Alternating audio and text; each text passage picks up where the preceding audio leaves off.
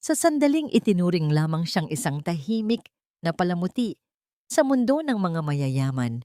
Lihim nang sinimulan ni Therese ang kanyang paghihimagsik, ang tahimik na paghawak sa kapangyarihan ng Phoenix Legacy upang unti-unting itulak sa pagbagsak ang taksil at tiwaling asawang si Angelo Gonzalez.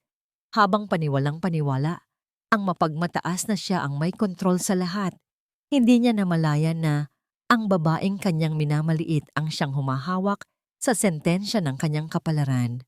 Ngunit kapag tuluyang nagbago ang timbangan ng kapangyarihan at nabunyag ang katotohanan, sapat kaya ang sariling hustisyang binuo ni Therese upang burahin ang mga taong sinayang? O ito pa lamang ang simula ng isang mas mabangis na muling pagsilang?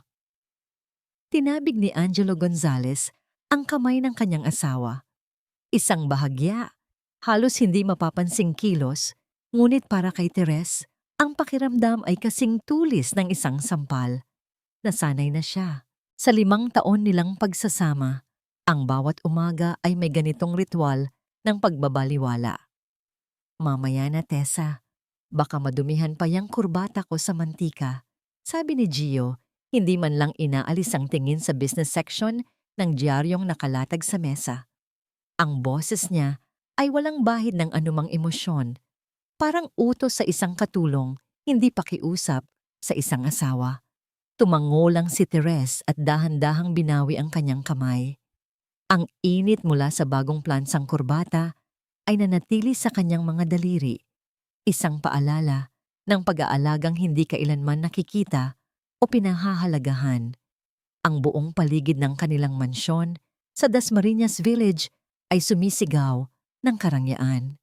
Mula sa sahig na gawa sa Italian marble hanggang sa mga naglalakihang painting sa dingding, lahat ay perpekto. Si Therese ang nag-aasikaso ng lahat. Siya ang nagpapanatili ng kintab ng sahig, ng kaayusan ng mga gamit, ng katahimikan ng tahanang inuuwian ni Gio gabi-gabi. Pero sa kabila ng lahat, siya ay isang palamuti lamang. Isang magandang bagay na nakalagay sa isang sulok, nakikita pero hindi pinapansin. Nakahanda na ang kape mo, Gio. Mahinahon niyang sabi, habang isinasali ng bagong timplang barako sa paboritong tasa nito. Ang aroma ay pumuno sa malawak na dining area, ngunit tila hindi man lang ito naamoy ni Gio. Salamat, mabilis niyang sagot. Kinuha ang tasa at humigop. Ang mga mata ay nakapako pa rin sa mga numerong nakasulat sa dyaryo. Pagkatapos ng ilang sandali, isang ngiti ang sumilay sa kanyang mga labi. Isang ngiting hindi kailanman para sa kanya. Ito na, Tessa. Ito na talaga. May pagmamalaki sa boses ni Gio. Ang Phoenix Legacy Holdings, they're finally moving forward with the acquisition. Sa oras na makuha ko ang deal na to, Gonzalez Realty will be untouchable. We will be untouchable. Hindi umimik si Therese. Hinayaan niya lang itong magsalita. Hinayaan niyang ipagmalaki ang tagumpay na inaasam-asam nito. Isang tagumpay na ang pundasyon ay puno ng kasinungalingan. Of course, hindi mo maiintindihan tong mga to. Dagdag pa ni Gio na may halong pangiinsulto sa kanyang tono. Basta't ang kailangan mo lang gawin ay siguraduhing maayos ang lahat dito sa bahay. Mag-ayos ka na lang. Huwag mo nang isipin ang mga bagay na hindi mo naman kaya. Isang pamilyar na kirot ang gumuhit sa dibdib ni Therese. Ngunit gaya ng dati, itinago niya ito sa likod ng isang blankong ekspresyon. Tumayo siya at nagsimulang ligpitin ang mga pinagkainan. Ang tunog ng kanyang mga yapak sa makintab na sahig ang tanging maririnig sa katahimikan. Habang naglalakad si Gio papunta sa pinto, biglang tumunog ang kanyang telepono. Mabilis niya itong sinagot at sa isang iglap, nagbago ang kanyang aura. Ang malamig at aroganteng CEO ay napalitan ng isang lalaking may malambing na boses. Hello? Yes, Attorney Sandoval. Sabi niya, ngunit tumalikod siya kay Therese na parabang nagtatago. Lumakad siya palabas sa balkonahe. Yes, everything's proceeding as planned. Oo naman, I'll see you later. I miss you too. Napatigil sa pagligpit si Therese. Attorney Sandoval, isang pangalang pamilyar na. Ngunit ang huling mga salitang iyon, I miss you too, ay tumatak sa kanyang pandinig na parang lason. Nang bumalik si Gio sa loob, mabilis niyang isinuot ang kanyang sapatos na gawa sa Italianong katad. Sapatos na pinakintab ni Therese kaninang madaling araw. May problema ba? Tanong ni Therese. Ang boses ay kalmado pa rin. Wala. Business. Maikling sagot ni Gio, hindi man lang siya tinitingnan. Si Attorney Sandoval, ang legal counsel ng kabilang partido, kailangan kong i-maintain ang magandang relasyon. Hindi na sumagot si Therese. Pinanood niya lang ang kanyang asawa na maglakad papalabas ng pinto. Dala-dala ang portfolio na inihanda niya, suot ang damit na pinlansya niya at paalis. Para sa isang tagumpay na hindi para sa kanilang dalawa. Nang marinig niya ang ugong ng sasakyan ni Gio na papalayo, doon lang siya huminga ng malalim. Gaya ng kanyang nakagawian, nilinis niya ang buong bahay. Nang siya ay nasa garahe para walisin ang ilang tuyong dahon, napansin niyang naiwang bahagyang bukas ang pinto ng sasakyan ni Gio. Kinatok niya ang bintana at nang walang sumagot, marahan niya itong binuksan para isara ng maayos. Ngunit may isang bagay sa sahig ng passenger seat na kumuha ng kanyang atensyon. Isang kislap. Yumuko siya at dinampot ito. Isang maliit na hikaw na may kumikinang na diamante. Isang disenyong moderno at mapangahas. Isang disenyong hindi niya kailanman isusuot. Tinitigan niya ito ng matagal. Hindi siya umiyak. Hindi siya nagalit. Ang tanging naramdaman niya ay isang kakaibang kapanatagan. Ito na ang huling patunay na kailangan niya. Isinara niya ang kanyang palad. Ang matutulis na dulo ng hikaw ay bumaon sa kanyang balat. Itinago niya ito sa kanyang bulsa at isinara ang pinto ng sasakyan. Ang araw ay lumipas ng walang pinagbago. Nagluto siya, naglinis, at naghintay. Gabi. Dumating si Gio na amoy alak at mamahaling pabango ng babae. Hindi na ito nag-abala pang magtago. Dumiretso ito sa kanilang silid at agad na natulog. Hilik ang tanging ambag sa katahimikan ng gabi.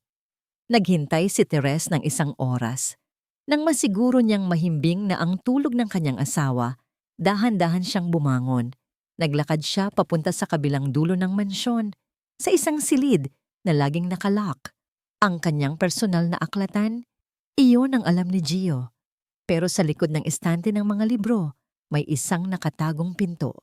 Binuksan niya ito at pumasok sa isang modernong opisina.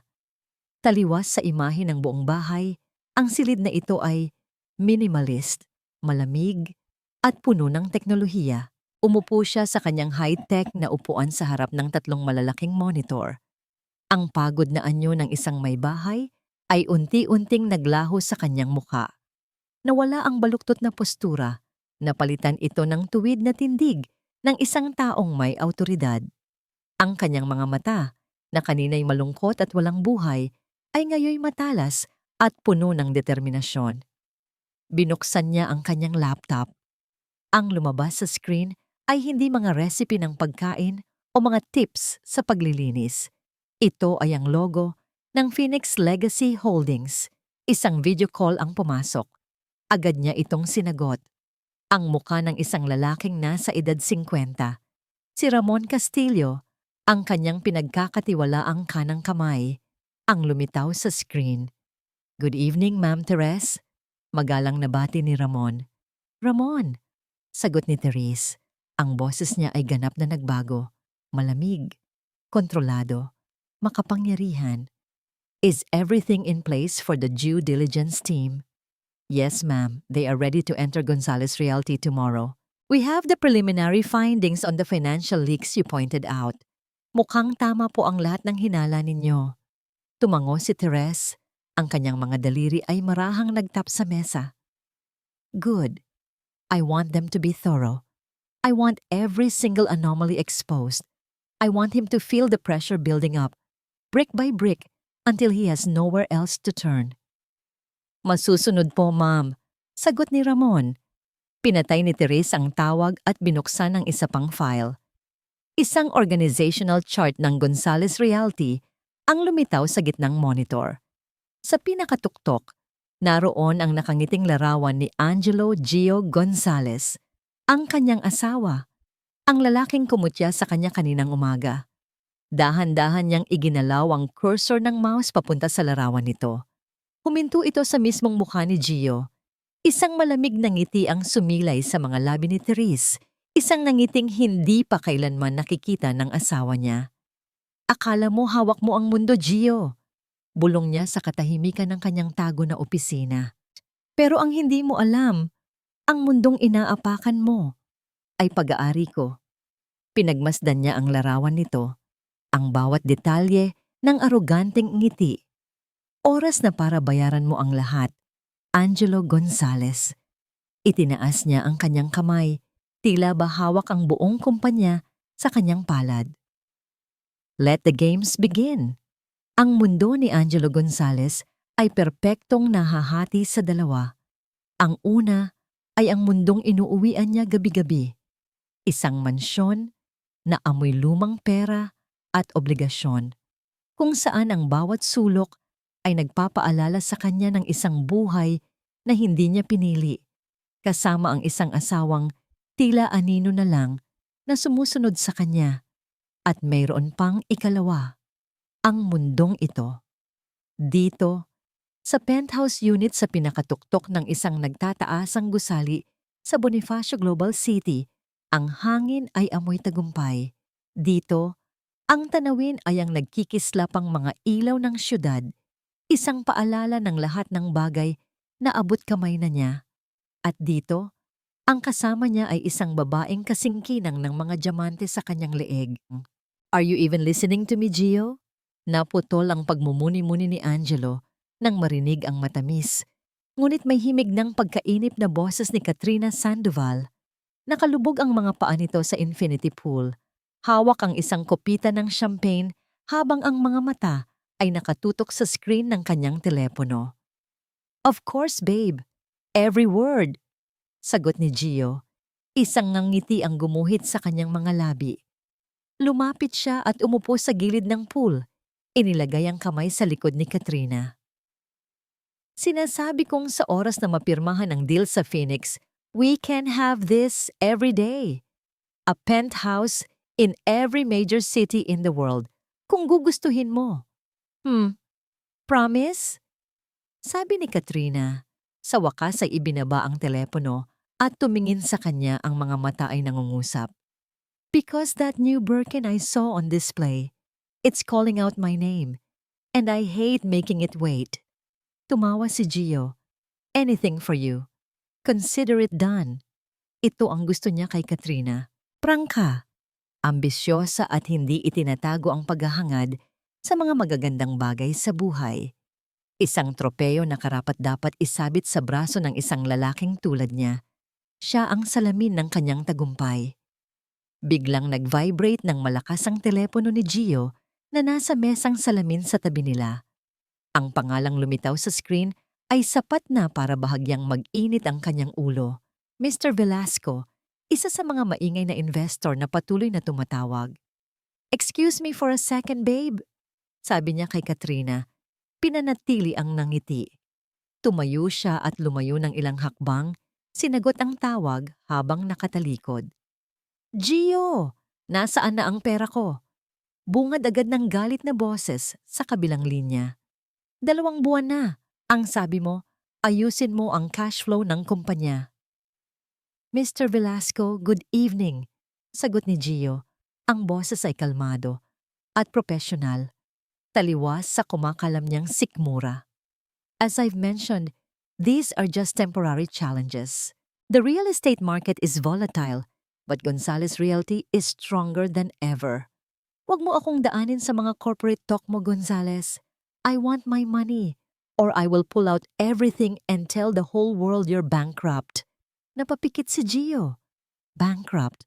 Ang salitang yon ay parang laso na gumapang sa kanyang pandinig. That won't be necessary, sir. Mabilis niyang sabi. The Phoenix Legacy acquisition is all but confirmed. Once the ink is dry, all our investors will get their returns, plus a very generous bonus. I just need a little more time, a little more trust. Ilang sandali ng katahimikan ang sumunod bago sumagot ang matanda. Binibigyan kita ng hanggang sa katapusan ng buwan, Gio. Pagkatapos niyan, mag-uumpisa na akong mag-ingay. Click. Pinatay na ang tawag. Napatayo si Gio doon, hawak ang telepono. Ang mga daliri ay nanginginig sa pinaghalong galit at takot. Ang ngiti sa kanyang muka ay matagal nang naglaho. Ang totoo, ang Gonzales Realty ay parang isang magarang barko na may butas sa ilalim. At siya, ang kapitan, ay abala sa pagtatapal dito gamit ang mga kasinungalingan at pangako, habang palihim na lumulubog. Problem? Napalingon siya. Nakatayo na si Katrina sa likod niya, nababalot ng roba. Ang mukha nito ay nagpapakita ng pag-aalala, ngunit may kislap ng kuryosidad sa mga mata nito. Nothing, babe. Just an old man who doesn't understand patience. Sabi niya, pilit na ibinalik ang kanyang kumpiyansa. Alam mo, Gio, sabi ni Katrina, habang hinahaplos ang kanyang dibdib. Kung may mga kalaban ka sa negosyo, I can help. I have friends who are very good at finding things, mga impormasyong pwedeng makatulong sa'yo. Tiningnan ni Gio si Katrina. May talino at katusuhan sa likod ng magandang mukha nito. Bahagya siyang humanga, ngunit agad ding iwinaksi ang ideya. I appreciate the offer, Kat, but I can handle this. Ako ang gumawa ng Gonzales Realty. From the ground up, I know what I'm doing. Hindi niya kailangan ng tulong, lalo na mula sa isang babae. Hating gabi na nang umuwi si Gio. Ang amoy ng champagne at pabango ni Katrina ay kumakapit pa rin sa kanyang damit. Pagpasok niya sa malaking pinto ng kanilang bahay, ang sumalubong sa kanya ay ang nakakabinging katahimikan at ang malabong ilaw mula sa kusina. At nandoon si Therese, nakaupo sa may mesa, nagbabasa ng libro. Nag-angat ito ng tingin pagkarating niya. Gabi na, sabi nito. Ang boses ay walang emosyon, pero para kay Gio, ito'y parang isang akusasyon. I had a late meeting, sagot niya. Inilapag ang portfolio sa isang upuan. Naiinis siya. Bakit kailangan pa nitong maghintay? Hindi ba nito alam na ang presensya nito ay lalong nagpapabigat sa kanyang pakiramdam? Kumain ka na ba? Tanong ulit ni Therese. Handa nang tumayo. May itinira akong sinigang para sa'yo. Busog ako, Tessa. Huwag mo na akong intindihin. Sabi niya nang may diin. Ang pagod at stress mula sa buong araw ay nagsisimula nang lumabas. Dumiretso siya sa ref para kumuha ng malamig na tubig. Gio, okay ka lang ba? Mukha kang pagod. Ang simpleng tanong na yon ang nagpasabog sa natitirang pasensya niya. Humarap siya dito. Ang mukha ay puno ng iritasyon. Ano bang sa tingin mo? Siyempre pagod ako. I'm trying to close the biggest deal of my life. A deal that will secure our future and all you do is ask stupid questions. Pwede bang hayaan mo na lang ako? Just do your thing. Maglinis ka ng bahay, magluto ka, kahit ano. Just stay out of my business. Hindi umimik si Therese. Tinitigan lang siya nito. Ang mga mata ay kalmado. Halos walang mababasa. At iyon ang lalong kinaiinisan ni Gio, ang katahimikan nito. Parang isang salamin na ipinapakita sa kanya ang lahat ng kanyang pagkakamali. Tinalikuran niya ito at mabilis na umakyat sa hagdan patungo sa kanyang opisina. Kailangan niyang makatakas sa mapanghusgang titig nito. Pagkaupo niya sa kanyang silya, binuksan niya ang kanyang laptop, umaasang malilibang ang sarili sa trabaho. Ngunit isang email lang agad na nakakuha ng kanyang pansin. Galing ito sa isang opisyal na address. Ang subject line ay nakasulat sa malalaking letra. Official Correspondence, Phoenix Legacy Holdings, Commencement of due diligence. Napatuwid siya ng upo. Mabilis na kumabog ang kanyang dibdib. Dahan-dahan niyang binuksan ang email. Ang laman nito ay isang formal na anunsyo. Magpapadala ang Phoenix Legacy Holdings ng isang team ng mga auditor at financial analyst sa opisina ng Gonzales Realty simula sa susunod na linggo para simulan ang masusing pagsisiyasat sa kumpanya. Isang halo ng matinding tuwa at kaba ang bumalot sa kanya. Ito na ang simula. Ito na ang katuparan ng lahat ng kanyang pangarap. Ngunit ito rin ang pinakamalaking panganib. Paano kung may makita sila? Paano kung matuklasan nila ang mga pondong inililihis niya siya para sa luho ni Katrina at sa mga palpak na side investments? Ipinilig niya ang kanyang ulo. Hindi. Magagawan ko ng paraan. Napatingin siya sa pinto ng kanyang opisina. Sa labas, alam niyang nandoon pa rin si Therese. Marahil ay nagliligpit, gumagalaw sa anino ng kanyang mundo. Isang babaeng walang alam, walang pakialam. Isang tawang walang tunog ang kumawala sa kanya. Isang tawa ng isang taong nasa bingit ng tagumpay o kabiguan. Tinitigan niya muli ang email sa screen, ang logo ng Phoenix na tila isang nagliliyab na ibon. Ito na. Bulong niya sa kanyang sarili. Ang mga kamay ay nakakuyom sa ibabaw ng mesa. Ang boses niya ay puno ng desperasyon at pag-asa. Ito na ang magliligtas sa akin. Good morning, Madam Chairman. Ang boses ay nagmula sa Paris, sinundan ng isa pang pagbati mula sa Singapore at isa pa mula sa New York. Sa screen sa harap ni Therese Alcantara Gonzalez, 6 na mukha ng mga pinakamatatalinong tao sa larangan ng corporate law at forensic accounting ang nakahanay, naghihintay ng kanyang utos. Dito, sa loob ng kanyang nakatagong opisina, hindi siya si Tessa ang asawang anino. Dito, siya ang reyna sa kanyang sariling kaharian. Good morning, gentlemen. Sagot ni Therese. Ang kanyang boses ay matatag at walang bahid ng pag-aalinlangan. Let's make this quick. The due diligence on Gonzales Realty commences today. I want a full-spectrum analysis, but with surgical precision. Mr. Dubois, your team in Paris will focus on international wire transfers from the last 3 years. Look for patterns, specifically small, recurring amounts to non-corporate entities. Understood, Madam. Sagot ng lalaking Frances. Miss Chen, your team in Singapore will handle asset verification. I suspect there are properties and accounts under a different name, a proxy. The name is Katrina Sandoval.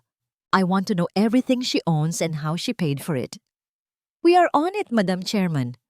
Tugon ng babaeng taga-Singapore. Isa-isa niyang binigyan ng direktiba ang bawat isa. Ang kanyang mga salita ay matalas.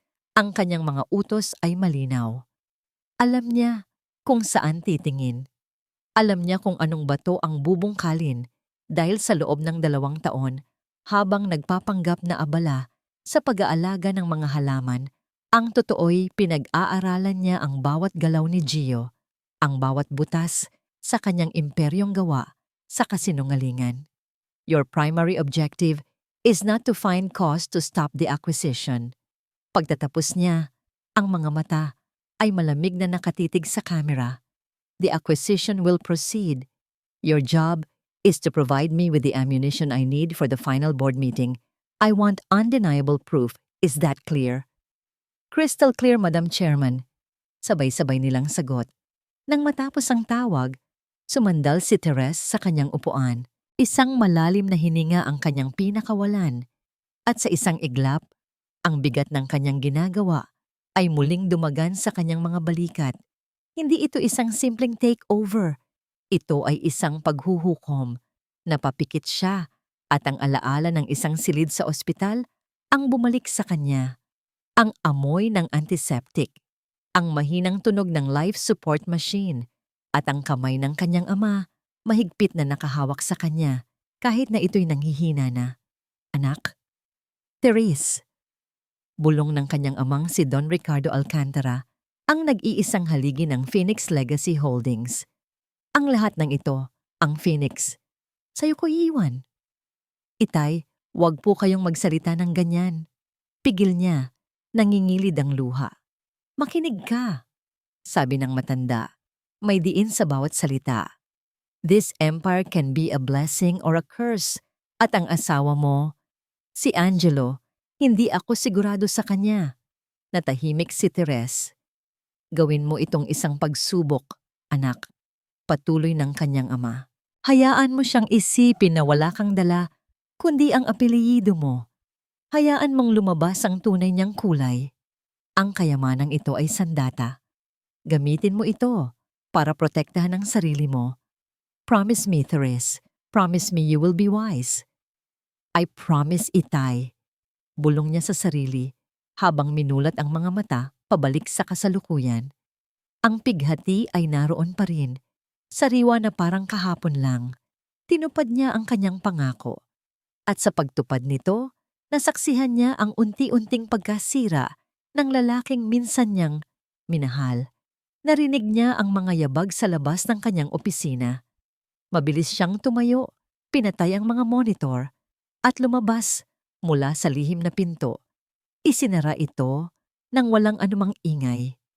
Pagbalik niya sa kusina, ang anyo niya ay muling naging si Tessa, ang simpleng may bahay.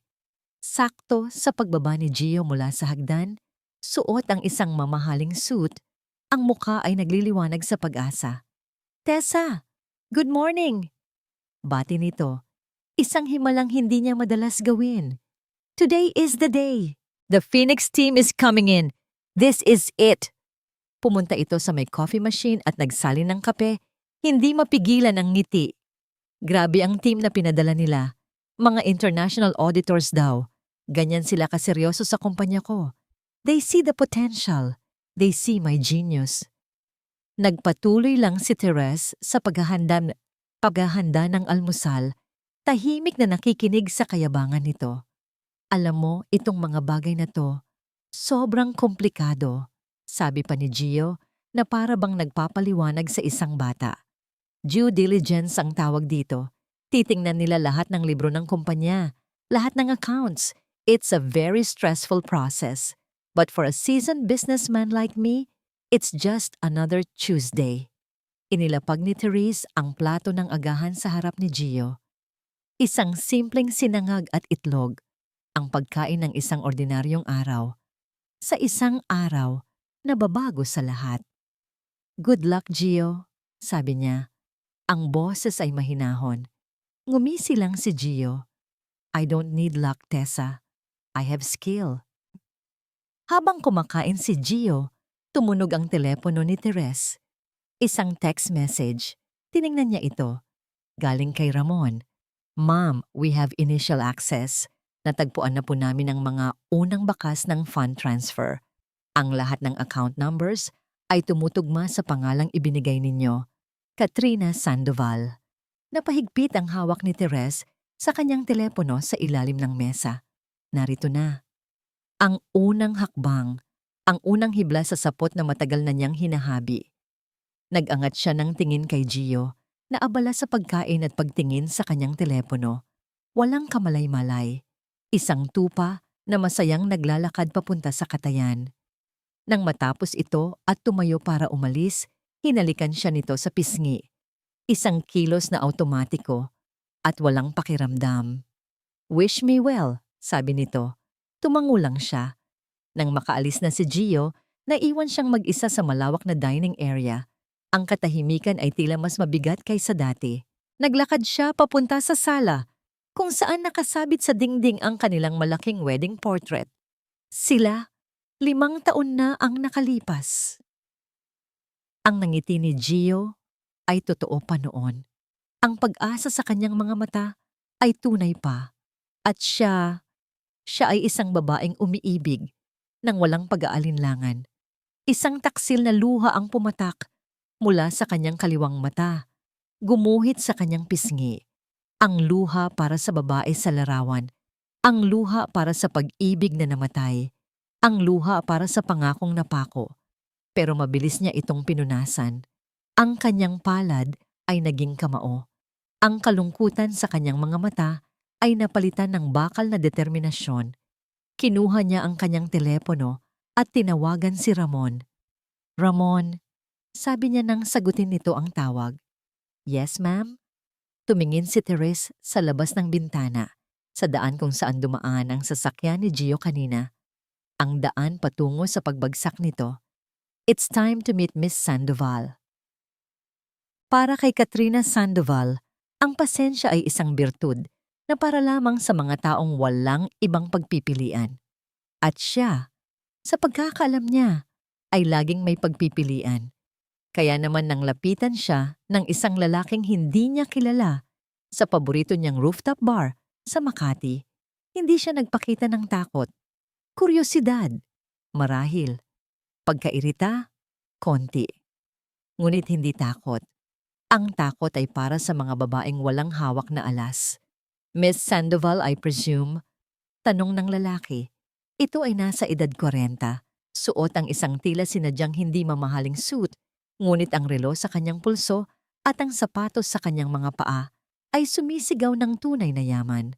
Ang kanyang ngiti ay magalang, ngunit ang kanyang mga mata ay matalas na parang isang agila. And who's asking? Sagot ni Katrina habang umiikot ang kanyang daliri sa bibig ng kanyang wine glass. Let's just say I represent a group of investors, sabi ng lalaki, umupo sa silyang nasa tapat niya nang walang paanyaya. A group that has a keen interest in the future of Gonzales Realty, and by extension, your future. Tinasan siya ni Katrina ng kilay. My future is perfectly fine. Thank you very much. Is it? Ngumiti ang lalaki. Isang ngin ng ngiting hindi umabot sa kanyang mga mata. You're a smart woman, Miss Sandoval. You know that Mr. Gonzales is living on borrowed time. His company is a house of cards. The Phoenix Legacy acquisition isn't a merger. It's a lifeline. At kapag lumubog ang barko niya, sa tingin mo ba ay isasama ka niya sa lifeboat? Natahimik si Katrina. Ang mga salita ng lalaki ay tumama sa isang kaba na matagal na niyang itinatago sa likod ng mga mamahaling damit at alahas. What do you want? Diretsong tanong niya. Inilapag ng lalaki ang isang maliit na calling card sa mesa. Walang pangalan. Isang numero lamang na may international code. My employers believe that you are in a unique position to help expedite Mr. Gonzalez's downfall. They know about the funds he's been diverting. The lavish gifts, this penthouse, lahat ng yan ay galing sa pera ng kumpanya. And why would I help you?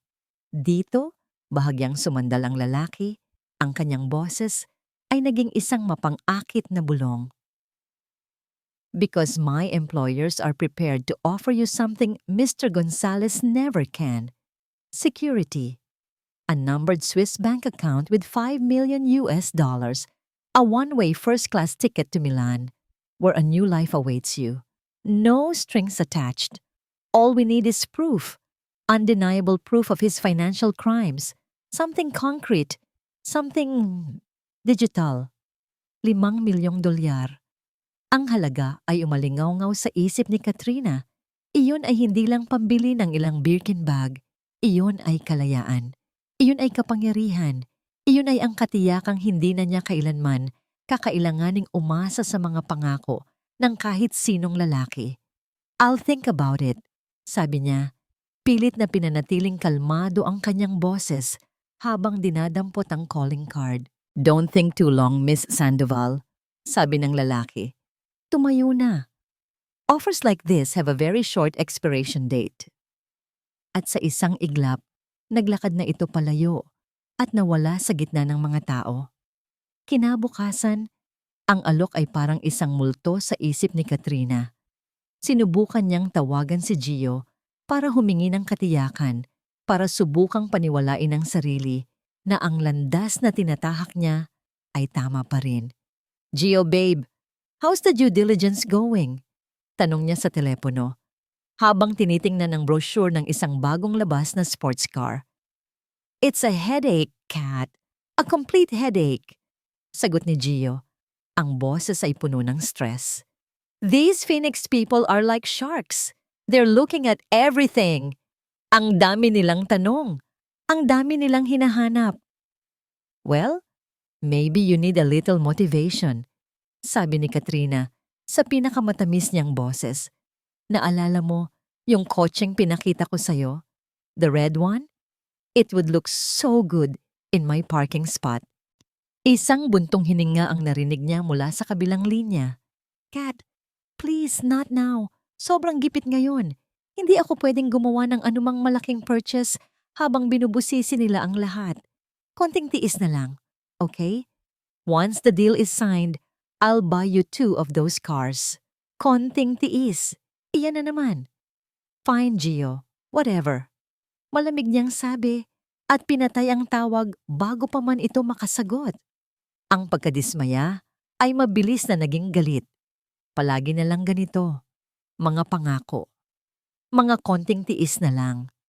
Naramdaman niya ang tali na nakapulupot sa kanyang leeg. Ang tali ng pagdepende kay Gio. At bigla, ang alok ng misteryosong lalaki ay hindi na lang parang isang option. Ito'y parang isang susi. Kinagabihan, habang nasa isang emergency board meeting si Gio, alam ni Katrina ang kailangan niyang gawin. Ang laptop ni Gio. Madalas niya itong iniiwan sa penthouse para hindi maghinala si Tessa. Nanginginig ang mga kamay niya habang binubuksan ito. Hindi dahil sa takot na mahuli, kundi dahil sa adrenaline. Ito ay isang sugal. Ang pinakamalaking sugal ng kanyang buhay. Nag-umpisa siyang maghanap. Mga folder na may pangalang finances, investments, bank statements. Karamihan ay protektado ng password. Sinubukan niya ang birthday niya, ang pangalan niya, ang pangalan ng aso niya. Walang gumana. Halos 1 oras na siyang naghahanap at ang pag-asa niya ay nagsisimula ng maubos. Baka mali siya. Baka masyadong matalino si Gio para mag-iwan ng bakas. Nang biglang mag-vibrate ang kanyang telepono sa tabi niya. Isang mensahe mula sa isang hindi rehistradong numero. Ang numero mula sa calling card. The clock is ticking, Miss Sandoval. Your future or his. Ang mensahe ay parang isang sampal na gumising sa kanya. Hindi siya susuko. Mayroon doon, kailangan niya lang hanapin. Nag-isip siya. Ano ang kahinaan ni Gio? Ang kanyang ego. Ano ang pinakamahalaga sa kanya? Ang kanyang mga ari-arian. At bigla, pumasok sa isip niya ang isang ideya. Sa search bar, tinype niya ang sarili niyang initials, KS. Walang lumabas sa simula. Ngunit sinubukan niyang muli. Idinagdag ang salitang paboritong sabihin ni Gio kapag binibilhan siya ng mga gamit. Ang salitang nagpapakita na siya ay isang investment, isang asset. Tinype niya, KS Ledger, enter. Isang folder na kanina'y nakatago. Ang biglang lumitaw sa screen. Walang password. Dahan-dahan na may bumibilis na tibok ng puso. Binuksan niya ito. Ang laman nito ay hindi lang mga resibo. Ito ay isang detalyadong spreadsheet. Ang bawat linya ay isang transaksyon. Ang petsa, ang halaga, ang pinagmulang account sa Gonzales Realty, at ang description. KS Birkin Bag, KS Penthouse Rental, KS European Holiday. Ito na, ang itim na libro ni Gio. Ang talaan ng lahat ng perang ninakaw nito mula sa kumpanya. Para sa kanya. Ang ebidensyang hindi maikakaila. Habang iniskan niya ang mga numero, ang mga halagang umaabot sa milyon-milyon, hindi takot o pagsisisi ang naramdaman ni Katrina. Ang naramdaman niya ay isang nakakalasing na kapangyarihan, isang dahan-dahan, tuso at mapanagumpay ng ngiti ang sumilay sa kanyang mga labi. Ang lalaking akala niya ay hari, ay isa lang palang magnanakaw. At siya, ang kanyang reyna, ang may hawak ngayon ng susi sa kanyang selda. Inabot niya ang isang maliit na USB mula sa kanyang bag at isinaksak ito sa laptop. Sorry, Gio. Bulong niya sa screen ng laptop. Ang kanyang mga mata ay nagliliyab sa kasakiman. But my future just called. And I hate making it wait. Sa loob ng mamahaling French restaurant na yon, sa isang private velvet booth na nakatago sa isang sulok, panandaliang nakalimutan ni Angelo Gonzalez ang bigat ng mundo. Ang stress mula sa mga auditor ng Phoenix, ang mga nagbabantang tawag ng investors. Lahat ay natunaw sa harap ng kumikinang na mga mata ni Katrina at sa lasa ng pinakamamahaling alak sa kanilang menu. A toast, sabi ni Gio, itinaas ang kanyang kopita. To us and to the future. To the future ulit ni Katrina. Ang kanyang nangyangiti ay kasing ganda ng isang anghel, ngunit ang kanyang mga mata ay may kislap na hindi mabasa ni Gio. Hinawakan ni Gio ang kamay nito sa ibabaw ng mesa. Ang balat nito ay malambot. Ang mga kuko ay perpektong ginawa. Ito ang kanyang inspirasyon. Ito ang kanyang gantimpala. Malapit na, Kat. Konting-konti na lang. Bulong niya, puno ng pananabik. Pinahihirapan ako ng mga taga-Phoenix pero wala silang makikita. Malinis ang trabaho ko. Once they sign that check, the first thing I'll do is file for an annulment. Itatapon ko na ang luma at yayakapin ko na ang bago. Ikaw ang magiging Mrs. Gonzalez. Ang pangako ay lumabas sa kanyang bibig nang napakadali. Isang linyang paulit-ulit na niyang sinasabi. At gaya ng dati, nakita niya ang epekto nito kay Katrina. Ang bahagyang paglambot ng mukha nito, ang pagtango, ang pagpisil sa kanyang kamay. Talaga, Gio? Tanong nito. Ang boses ay tila puno ng pag-asa. Oo naman, sagot niya. Ikaw ang reyna ko, at ang isang reyna ay nababagay lang sa isang palasyo, hindi sa isang hawlang ginto na pinababantayan ng isang asawang walang kwenta. Sa ilalim ng mesa, ang mga daliri ni Katrina ay tahimik na humaplos sa kanyang purse. Sa loob nito, naroon ang isang maliit, malamig na bagay, ang USB. Ang susi sa kanyang $5 milyong, ang tunay niyang palasyo. Ngumiti siya kay Gio, isang ngiting perpektong sinanay. I love you, Gio, sabi niya. I love you more, sagot nito. Sumandal si Gio, lasing sa alak at sa sarili niyang mga pangako. Ito na ang huling paghihirap. Pagkatapos nito, lahat ay magiging perpekto. Hindi niya alam na ang babaeng kaharap niya, ang reynang pinapangarap niya, ay ang siyang maglalagay ng huling pako sa kanyang kabaong. Ang katahimikan sa loob ng kanyang opisina ay isang sandata. Dito, sa gitna ng malamig na liwanag mula sa mga monitor, naririnig ni Therese ang bawat pintig ng kanyang puso, kalmado, kontrolado, at walang awa. Nakatitig siya sa isang live feed, isang GPS tracker na nakakabit sa sasakyan ni Katrina Sandoval. Ang maliit na pulang tuldok ay kasalukuyang hindi gumagalaw, nakaparke sa basement ng isang hindi kilalang gusali sa Ortigas, ang lugar ng tagpuan. Hindi siya nakakaramdam ng tuwa, hindi rin siya nakakaramdam ng galit. Ang nararamdaman niya ay ang bigat ng isang desisyong matagal nang dapat ginawa. Ang bawat kasinungalingan ni Gio, ang bawat pagbabaliwala, ang bawat ninakaw na halik, lahat ay nagtipon-tipon para maging isang alon. At ngayong gabi, ang alon na iyon ay hahampas sa dalampasigan. Biglang nag-vibrate ang kanyang burner phone sa ibabaw ng mesa.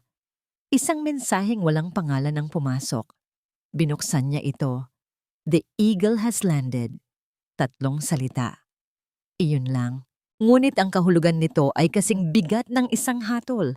Ibig sabihin, ang ebidensya ay nasa kanilang mga kamay na. Ang huling piraso ng puzzle. Ang baril na magpapaputok sa huling laban. Sumandal siya sa kanyang upuan at dahan-dahang huminga. Tumingin siya sa malaking bintana sa nagkikislapang tanawin ng Makati. Ang syudad ay pag-aari ng mga taong kayang maglaro ng laro. At ngayong gabi, pinatunayan niya sa sarili niya na hindi lang siya marunong maglaro. Siya ang nagtatakda ng mga patakaran. I need to go, babe, sabi ni Katrina, pagkatapos ng isang matamis na halik sa labas ng restaurant. Ang halik ay nagtagal, isang pagganap na karapat-dapat sa isang parangal. May emergency lang daw sa bahay ng pinsan ko. Okay? Sige, mag-ingat ka sa pag-drive. I'll call you tomorrow. Sagot ni Gio, walang kamalay-malay. Pinanood niya ang sasakyan ni Katrina na papalayo, isang ngangiti pa rin ang nakapaskil sa kanyang mukha. Pakiramdam niya ay siya na ang pinakamaswerteng lalaki sa buong mundo. Ngunit ang sasakyan ni Katrina ay hindi dumiretso sa bahay ng kanyang pinsan.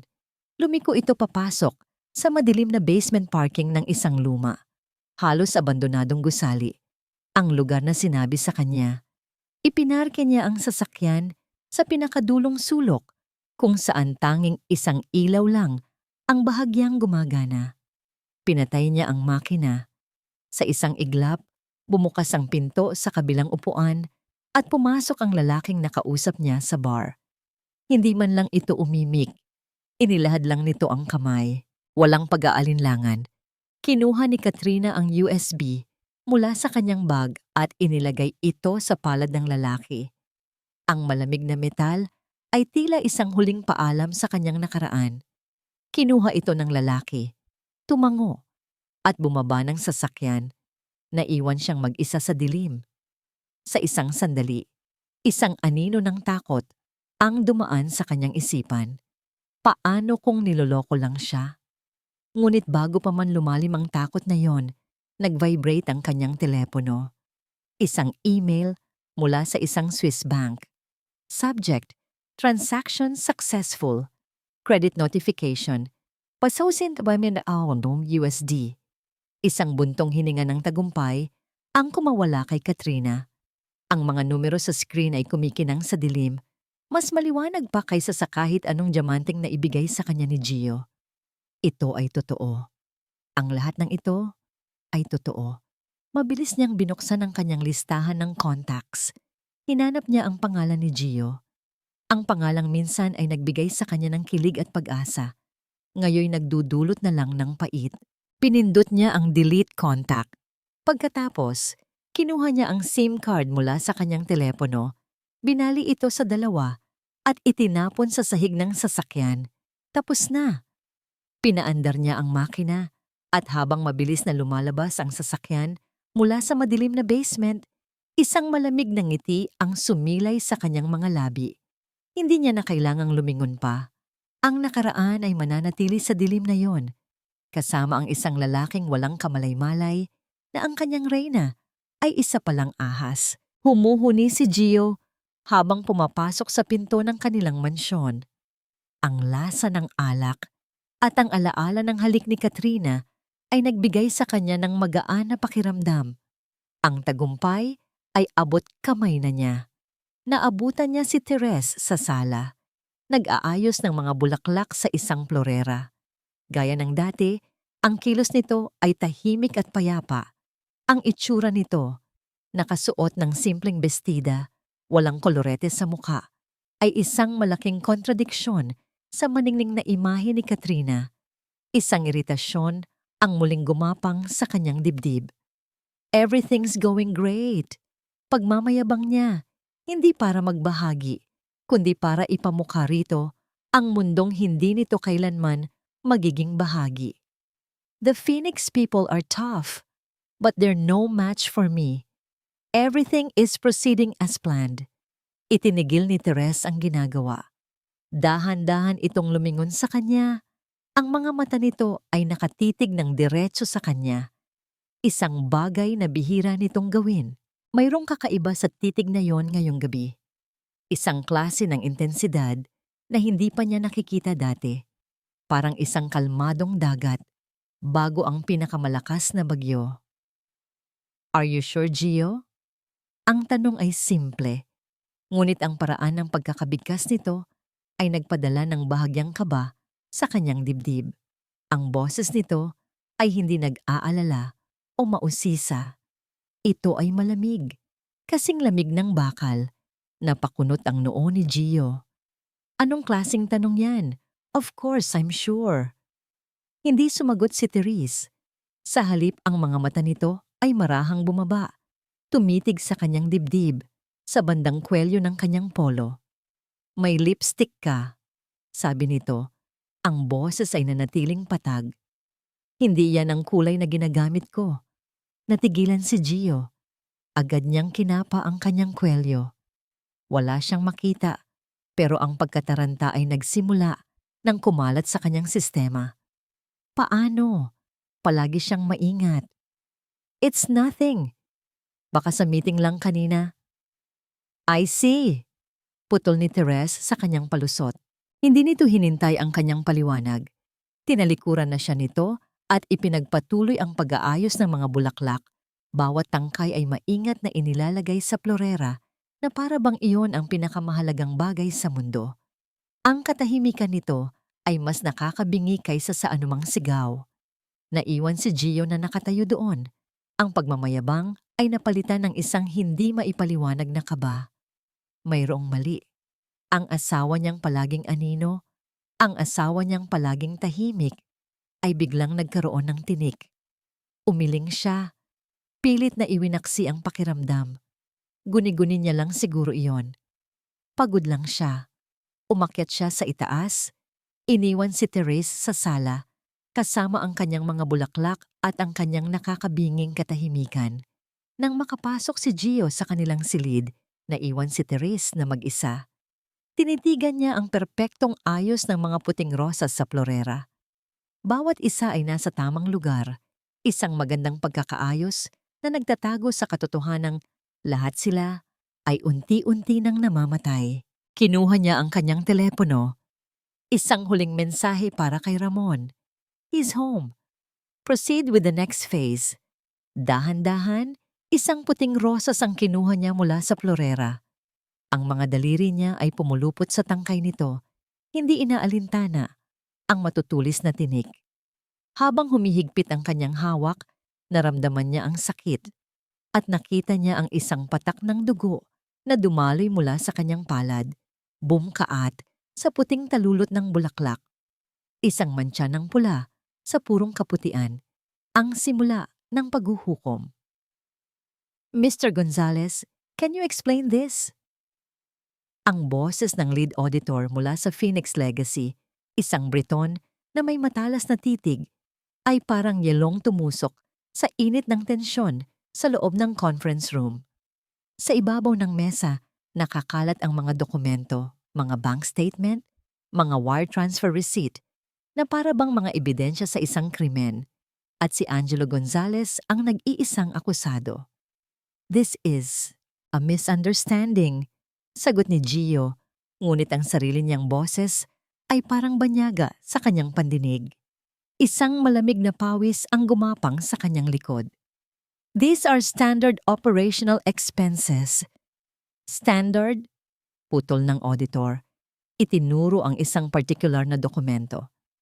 A monthly transfer of $500,000 pesos to a non-corporate account under the name Katrina Sandoval for consultancy fees? We cross-referenced her credentials. She's a model, Mr. Gonzales, not a real estate consultant. At ito pa. Sabi nito, kinuha ang isa pang folder na tila ngayon lang lumitaw. Ang folder na ito na nakuha namin mula sa backup server ninyo, isang detalyadong ledger, nakapangalan sa kanya. Nanlaki ang mga mata ni Gio.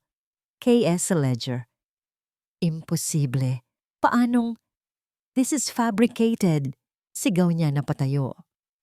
Someone is trying to sabotage me. Ngunit wala nang naniwala sa kanya. Ang mga miyembro ng kanyang board of directors na kanina'y mga kasangga niya ay nakatingin sa kanya ngayon na may halong pagkadismaya at galit. Si Mr. Locsin, ang pinakamatandang miyembro at dating mentor niya, ay umiling-iling. Angelo, sabi ng matanda, ang boses ay puno ng pait. Pinagkatiwalaan ka namin. Ang pondo ng kumpanya, ang kinabukasan ng mga empleyado natin. Sinira mo yon. Teka lang, let me explain. Pakiusap ni Gio, ang kanyang pagiging arogante ay napalitan ng purong pagkataranta. Luminga-linga siya, naghahanap ng kakampi, ngunit ang lahat ng nakita niya ay mga matang mapanghusga. Ang mga pader ng kanyang kaharian ay gumuho sa harap niya, at siya ay naiwang nakatayo sa gitna ng mga guho. Natapos ang pulong na parang isang masamang panaginip. Ang Phoenix team ay nagdeklara na pansamantalang isususpinde ang acquisition hanggat hindi nalilinaw ang mga seryosong paratang na ito. Alam ni Gio kung ano ang ibig sabihin yon. Tapos na ang laro. Paglabas niya ng conference room, ang unang ginawa niya ay tawagan si Katrina. Kailangan niya ito. Kailangan niya ang boses nito para sabihing magiging maayos ang lahat. The number you have dialed is currently unavailable. Please try your call later. Sinubukan niya ulit. At ulit. At ulit. Ganoon pa rin. Isang malamig na takot ang nagsimulang kumalat sa kanyang dibdib. Mas malamig pa kaysa sa takot na naramdaman niya sa loob ng meeting. Pumunta siya sa kanyang opisina at sinubukang tawagan ang landline ng penthouse. Walang sumasagot. Nagmamadali siyang bumaba sa parking lot. Ang pag-aalala ay mabilis na nagigiging isang nagngangalit na galit.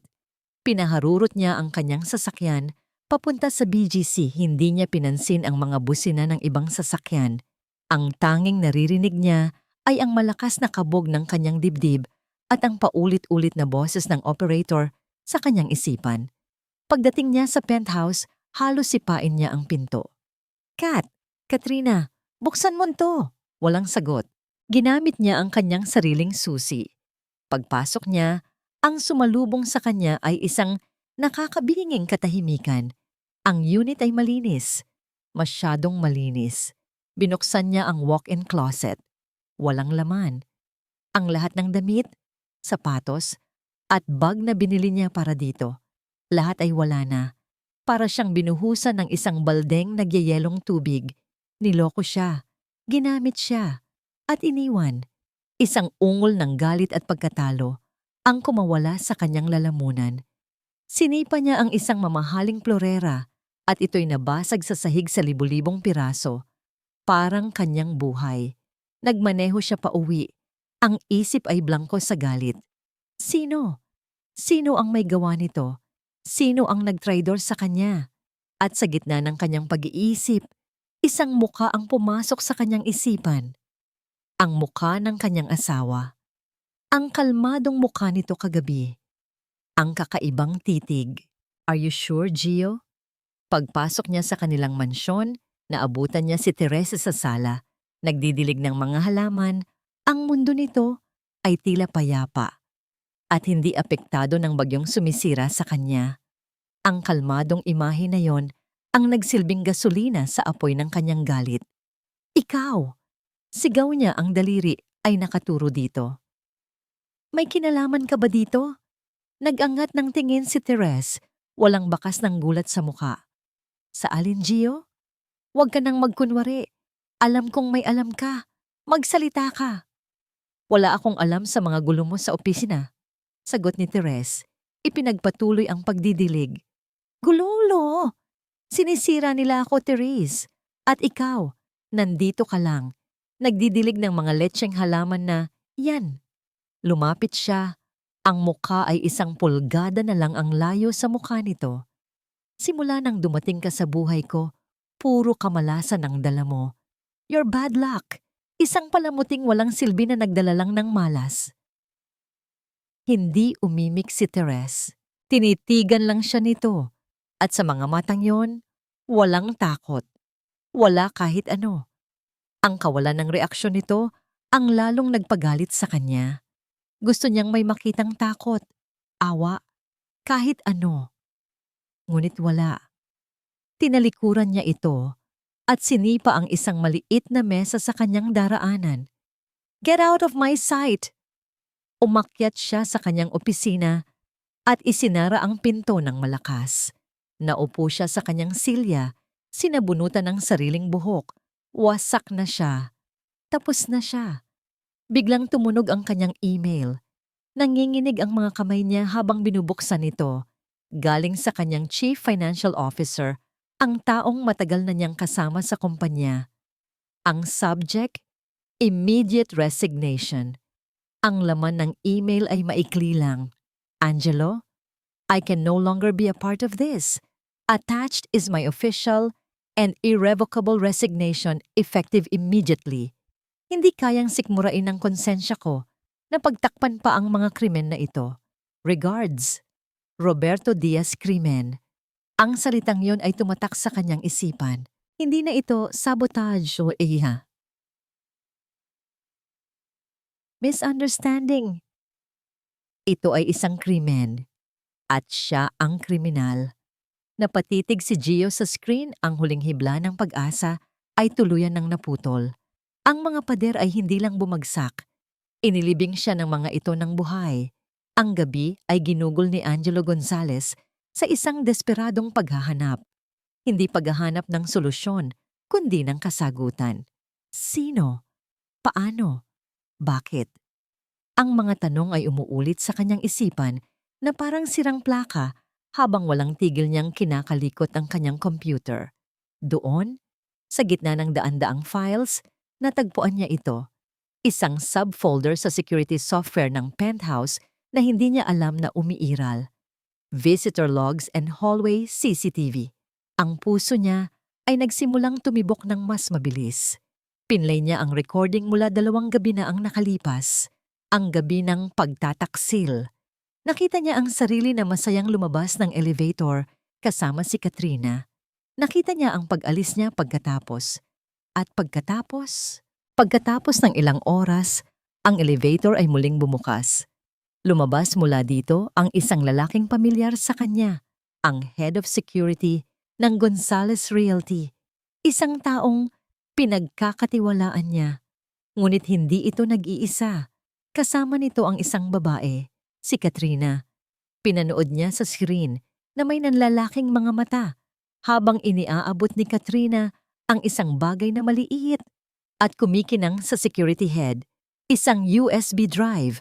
Nag-usap sila ng ilang sandali. Isang yamang ngiti ang nasa mga labi ni Katrina at pagkatapos ay sabay silang sumakay muli sa elevator.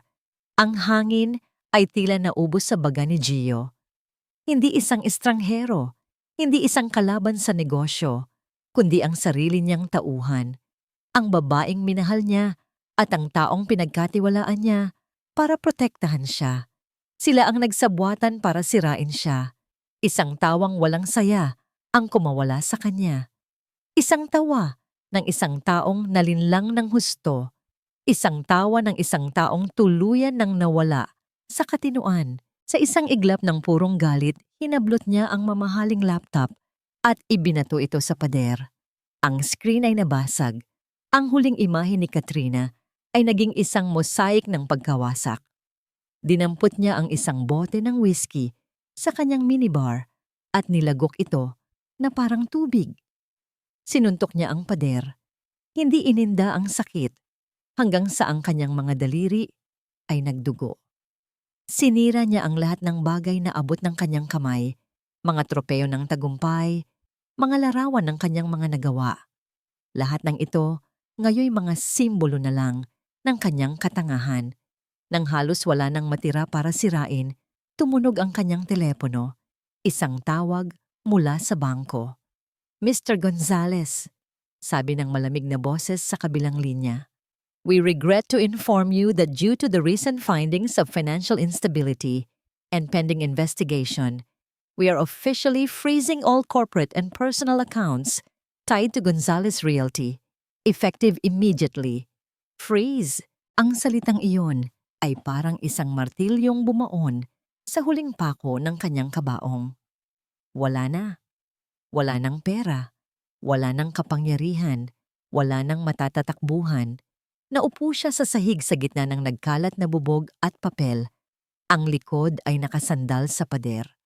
Ang galit ay napalitan ng isang malalim, nakakaparalisang kawalan. Tinitigan niya ang kanyang refleksyon sa isang basag na picture frame. Ang nakita niya ay hindi na ang makapangyarihang CEO. Ang nakita niya ay isang talunan, isang basahan. Sa gitna ng kanyang pagkatalo, isang maliit na kislap ng pag-asa o marahil ay desperasyon ang sumindi. Ang Phoenix, ang deal, iyon na lang ang natitira sa kanya. Kahit na sa pinakamababang halaga, kahit na sa pinakakahiyahiyang mga termino, Kailangan niyang makuha ang deal na yon. Iyon na lang ang tanging paraan para makabangon muli. Biglang bumukas ang pinto ng kanyang opisina. Pumasok ang kanyang sekretarya. Ang mukha ay puno ng awa at takot. "Sir," nanginginig nitong sabi. Tumawag po ang opisina ng Phoenix Legacy Holdings. Napatayo si Gio. Ang mga mata ay nag-apoy sa isang bagong pag-asa. Ano ang sabi nila? They want to renegotiate? They want to meet? Oo po, sir. Sagot ng sekretarya. The CEO of Phoenix Legacy Holdings. She has agreed to meet with you tomorrow morning to finalize the terms. Ang mga salita ay musika sa pandinig ni Gio, the CEO. Ang misteryosong pinuno na walang nakakakilala. Ang taong may hawak ng kanyang kapalaran. Papayag siyang lumuhod kung kinakailangan. Papayag siyang ibigay ang lahat basta't may matira para sa kanya. Isang ngiti ang dahan-dahang gumuhit sa kanyang basag at duguan ng labi. Isang ngiting may bahid ng kabaliwan. Tumingin siya sa kanyang sekretarya. Sabihin mo sa kanila, darating ako. Nang makaalis ang sekretarya, lumapit si Gio sa bintana at tinitigan ang syudad sa ibaba. Ang mga ilaw na dati simbolo ng kanyang ambisyon, ngayoy tila nangungutya sa kanya. Inayos niya ang gusot niyang damit. Pinunasan niya ang dugo sa kanyang kamay. Tumingin siya sa kanyang refleksyon sa salamin ng bintana. Isang lalaking wasak, ngunit hindi pa tapos. Hindi pa tapos ang laban. Bulong niya sa sarili. Ang boses ay puno ng determinasyon at lason. Ang huling lakas na natitira sa kanya ay nagmula na hindi sa pag-asa, kundi sa purong galit at pagkasuklam. Makikita nilang lahat. Hindi niyo ako kayang tapusin ng ganito lang. Para sa kanya, ang pulong kinabukasan ay hindi isang pagsuko. Ito ay ang simula ng kanyang paghihiganti. Hindi niya alam na ito pala ang magiging entablado para sa kanyang huling pagbagsak. Ang amoy ng Dama de Noche ay pumuno sa malamig na hangin ng gabi. Para kay Teres, ang hardin ng kanilang mansyon ang tanging lugar kung saan humihinga pa ang mga alaala ng masayang nakaraan. Dito, sa ilalim ng buwang saksi sa lahat, hinayaan niya ang sarili na damhin ang bigat ng gagawin niya kinabukasan. Hindi ito isang pagdiriwang, hindi kailanman. Ang bawat hakbang sa kanyang plano ay may katumbas na kirot sa kanyang puso. Ito ay isang operasyon. Kailangan putulin ang bahaging may cancer para mailigtas ang natitira pa. At si Gio, ang lalaking minahal niya, ang cancer na yon. Pumasok siya sa loob ng bahay at umakyat sa kanilang silid. Natutulog na si Gio, ngunit ang kanyang pagtulog ay hindi mahimbing. May mga ungol na kumakawala sa kanyang bibig. Ang kanyang katawan ay hindi mapakali. Tinitigan niya ito saglit. Ang dating gwapong mukha nito ay gusot dahil sa stress at galit. Ang dating mapagmahal na mga kamay ay nakakuyom kahit sa pagtulog. Isang estranghero. Iyan na lang siya. Dahan-dahan, para hindi makagawa ng ingay, binuksan niya ang isang baul sa paanan ng kanilang kama. Ang baul ng mga alaala. Sa ibabaw, naroon ang isang album ng mga litrato. Binuklat niya ito sa unang pahina. Ang kanilang larawan sa kasal. Si Gio, nakangiti ng pagkatamis-tamis, ang mga mata ay nangangako ng habambuhay. At siya, nakatingin dito na may lubos na pag-ibig at pagtitiwala. Isang babaeng naniwala sa isang kasinungalingan. Hinaplos niya ang larawan. Hindi galit ang naramdaman niya, kundi isang malalim na lungkot. Isang pagluluksa, hindi para sa lalaking natutulog ngayon sa kanilang kama, kundi para sa lalaking nasa larawan. Ang lalaking marahil ay hindi naman talaga umiral, o kung umiral man, ay matagal nang namatay. Isinara niya ang album. Tapos na ang pagluluksa. Kinuha niya ang kanyang telepono at lumabas sa balkonahe. Dinial niya ang numero ni Ramon. Isang ring lang, sinagot na nito. Ma'am Teres? Magalang na bati nito. Handa na ba ang lahat para bukas, Ramon? Tanong niya. Ang boses ay kalmado habang nakatingin sa mga ilaw ng syudad. Opo, ma'am. Nakaset up na po ang buong boardroom. Ang legal team ay naka-standby. Ang security detail ay nasa pwesto na. Hinihintay na lang po namin ang utos ninyo. Sagot ni Ramon. Huminto ito saglit at nang muling magsalita, may bahid ng pag-aalala sa boses nito. Sigurado po ba kayo, ma'am? Wala nang atrasan ito. Isang maliit na ngiti ang sumilay sa labi ni Teres. Isang ngunang ngiting hindi ng saya, kundi ng kapayapaan. Ang kapayapaan na dulot ng isang desisyong hindi na mababali pa. Mas sigurado ako ngayon kaysa kailanman, Ramon, sabi niya. Hindi ito pag-atras. Ito ay pagsulong. Oras na para itama ang lahat. Thank you for everything. Lagi po akong nasa likod ninyo, ma'am. Sagot ni Ramon nang may katapatan. Pinatay niya ang tawag. Huminga siya ng malalim. Nilanghap ang hangin ng gabing nagbabadya ng pagbabago. Pumasok siyang muli sa silid at dumiretso sa kanyang walk-in closet. Nilagpasan niya ang hanay ng mga simpleng bestida at blusa na karaniwan niyang isinusuot. Ang uniforme ng pagiging sitesa. Sa pinakadulo ng aparador, nakabalot sa isang itim na garment bag, naroon ang kanyang baluti. Dahan-dahan niya itong inilaba. Isang charcoal gray power suit na gawa ng isang sikat na designer sa Milan. Perpekto ang pagkakatahi, matalim ang mga linya. Isang kasuotang hindi pa kailanman nakikita ni Gio. Isang kasuotang pag-aari lamang ni Therese Alcantara, ang tagapagmana ng Phoenix Legacy Holdings. Inilapag niya ito sa isang silya, handa para sa kinabukasan. Ito ang balat na isusuot niya para sa huling laban. Muli siya nang lumabas sa balkonahe, dala ang isang tasa ng tsaa. Sumandal siya sa rehas at tinitigan ng syudad. Mula dito, tanaw niya ang nagtataasang gusali ng Makati, ang sentro ng kapangyarihan at pera. Dati, ang tanawing ito ay nagpapaalala lang sa kanya na siya ay asawa lang ng isang makapangyarihang lalaki. Isang anino sa likod ng entablado. Ngunit ngayong gabi, iba na ang kanyang nakikita. Nakikita niya ang isang kaharian. Ang kaharian ng kanyang ama. Ang kahariang ipinagkatiwala sa kanya. At bukas, babawiin niya ito mula sa isang huwad na hari. Biglang nag-vibrate ang kanyang telepono sa mesang katabi niya. Isang text message mula kay Ramon. Handa na ang lahat, ma'am. Hinihintay ka na lang nila. Tinitigan ni Teres ang mensahe. Ang huling hudyat. Ang pagtawag ng tadhana. Itinaas niya ang kanyang tasa ng tsa. Isang tahimik na pagpupugay sa gabing iyon. Ang huling gabi ng kanyang katahimikan at ang bisperas o ng kanyang muling pagsilang. Bukas, sisikat ang araw para sa isang Phoenix na babangon mula sa abo. Ang gusali ng Phoenix Legacy Holdings ay hindi isang opisina. Ito ay isang katedral ng kapitalismo.